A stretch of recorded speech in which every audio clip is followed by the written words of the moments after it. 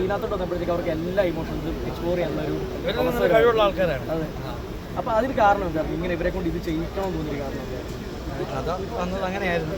ഇവര് പിന്നെ നന്നായിട്ട് ചെയ്യുമായിരുന്നു, നമുക്ക് ഉറപ്പുണ്ടായിരുന്നു.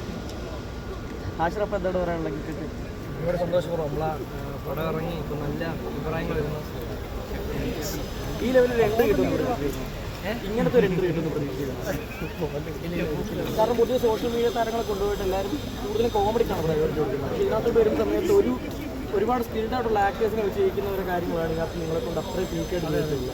അപ്പോൾ അത് എത്രത്തോളം ഹാപ്പിനെസ് ഉണ്ട് അതിനകത്ത്? അതായത് നമ്മൾ ആ വിശ്വാസം അർപ്പിച്ചതിന് സവിൻ സാറോടും വിപിൻ ചേട്ടൻ്റെ അടുത്ത് എല്ലായിടത്തും ഈ വാഴയിലെ ടീമിൽ എല്ലായിടത്തും നന്ദി പറയണം. അതായത് നമ്മളെ കൊണ്ട് അങ്ങനെ ചെയ്യിക്കാൻ പറ്റുമെന്ന ആ വിശ്വാസം അവരോട് നന്ദി പറയുന്നു. അതെ, വാഴ ടു ടീം.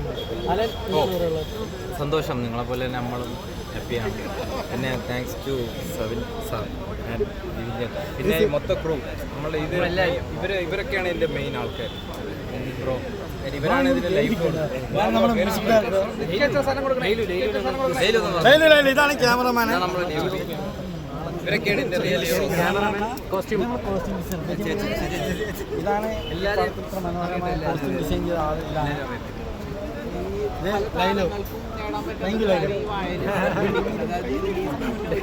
അരുണുണ്ട്.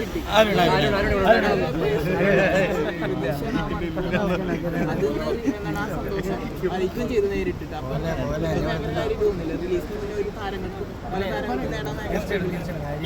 നമുക്ക് വേണ്ടി അത്രയും കാത്തിരിക്കുന്നു, നമ്മൾ അത്ര ഇഷ്ടപ്പെടുന്നു, നമ്മളൊരു സിനിമയ്ക്ക് ഇത്രയും പിന്തുണ തരുന്നു. അതൊക്കെ ഒരുപാട് സന്തോഷം തരുന്ന കാര്യമാണ്. അവരത്രയും സ്നേഹിക്കുന്നില്ല. ഇപ്പം വേറെ വാഴ 1 അഭിനയിച്ചിട്ടുണ്ടായിരുന്നു. അഭിനയിക്കുമ്പോൾ തന്നെ ഇതേപോലെ ഒരു നെക്സ്റ്റ് പാർട്ട് ഉണ്ടെന്ന് അന്നേരം ആരും പറഞ്ഞിട്ടുണ്ടായിരുന്നു? അല്ലെങ്കിൽ എപ്പോഴാണ് വാഴ 3യെ പറ്റി അറിയുന്നത്? അല്ല, വാഴ 2നെ പറ്റി. വാഴ 1 ശേഷമാണ് അത് പറഞ്ഞത്. അല്ല, അതിന് മുന്നേ പ്ലാൻ ഇല്ലായിരുന്നു. അജിൻ എന്തെങ്കിലും സംസാരിച്ചോ? അജിൻ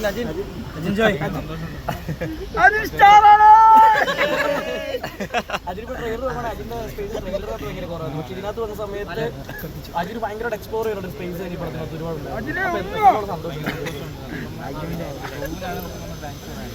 എല്ലാവരും അടിപൊളിയായിരുന്നു. അതുകൊണ്ടാണ്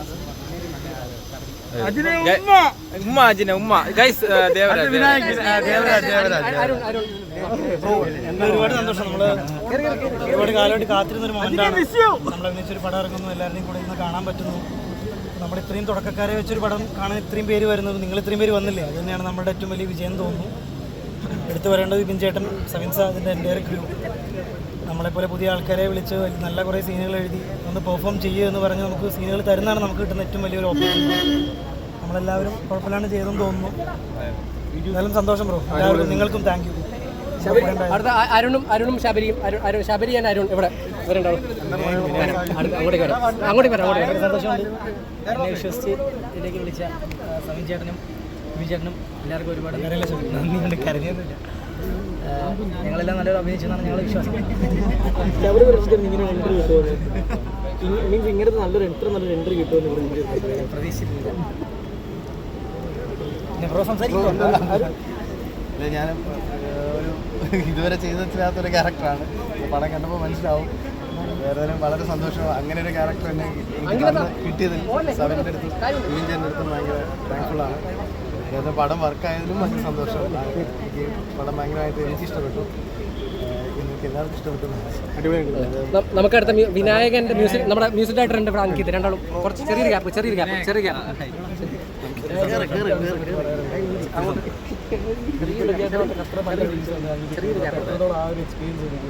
നല്ല എക്സ്പീരിയൻസ് ആയിരുന്നു.